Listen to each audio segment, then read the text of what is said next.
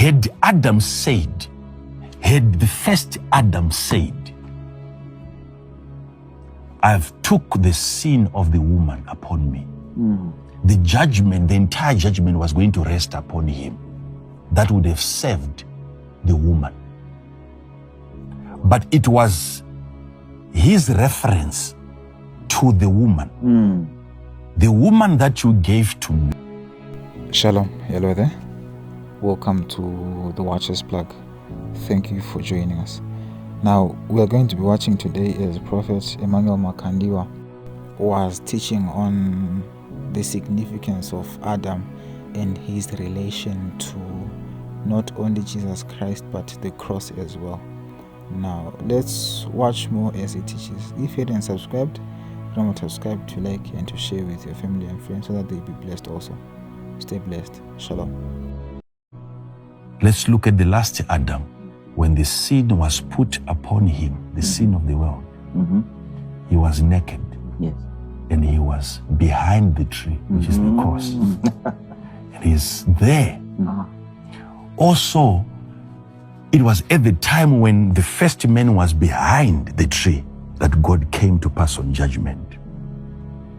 It was at the time when Jesus was on the tree, behind the tree, naked, when God created a favorable weather. From 6 to 9 o'clock, there was darkness.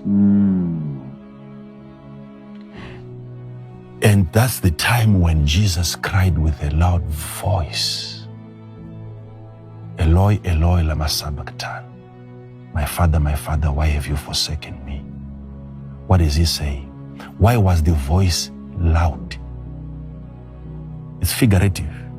It was the cry of nations and billions that God had forsaken. That's why it was loud. At that point, he was weak. He didn't have any strength.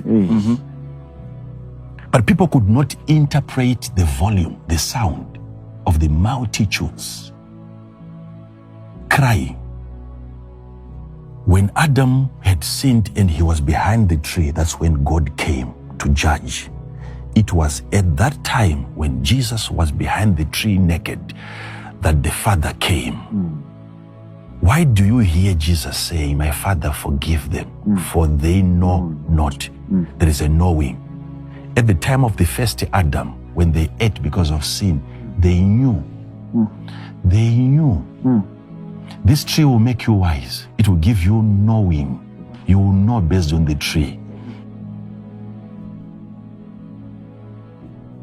Now, with the first Adam, God comes and he says, what have you done?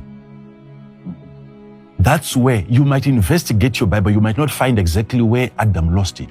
He did not lose it at the time that he sinned. That time when God came and he was ready to judge the earth and to judge the woman. And he went straight to where it matters the most, which is the man. And he said, what have you done?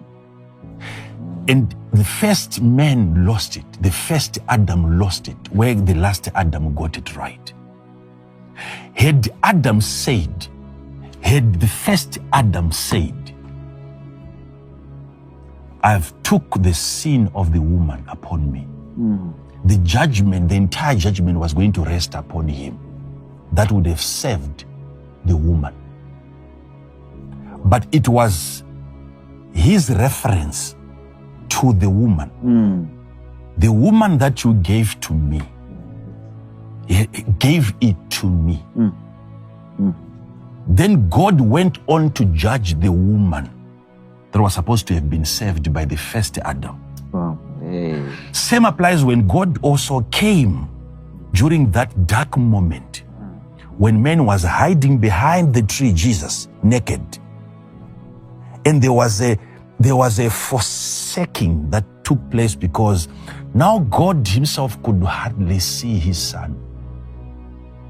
Because Jesus at that point was not only sinful, he made himself sin, which God cannot look at. That's why sin is saying, why have you forsaken me?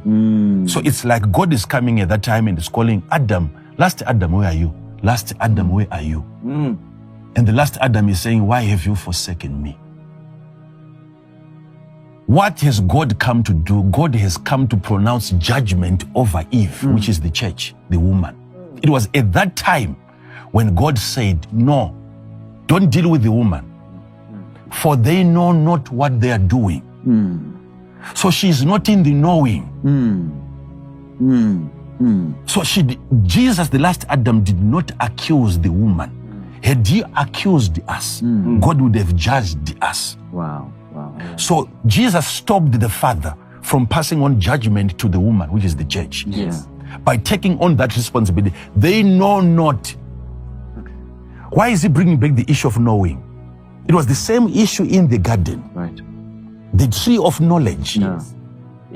These ones, they don't even know. They didn't even eat of the tree. It's upon me. So the judgment, all of the judgment of God, the wrath of God had to rest upon Jesus and not touch the woman. So what Eve had done had to be put now upon Jesus, the last Adam. So the last Adam took that responsibility. When God was about to pronounce, the same way that he came into the garden is the same way that he came when Jesus was hanging on the cross. And Jesus knew what the Father was up to, that judgment has come. He has come to judge the woman for their sin. And he's the one now who is interceding and stopping God from judging the world. Because every sin is no longer where it used to be. It's on me. Adam sinned and God said, by the sweat of your brow you will eat of the ground. So there is something with the sweat. That's why he went into the garden and the sweat came out and he allowed the sweat to touch the ground that was cursed. Not only that, thorns came out when the first man sinned. And God said, thorns will come out for your sake. Jesus, the last Adam, had to come and lift thorns from the ground, put them on his head. It's the removal of the thorns from the earth. So he's dealing with every curse that was pronounced over the first man, the first Adam. So he's coming to reverse everything. So you are seeing Jesus there on the cross. Every sin that was committed before he came was on him. And sin that would be committed after him was on him. It was so concentrated to a point where Jesus was no longer a sinner, but he was sin. He made himself sin.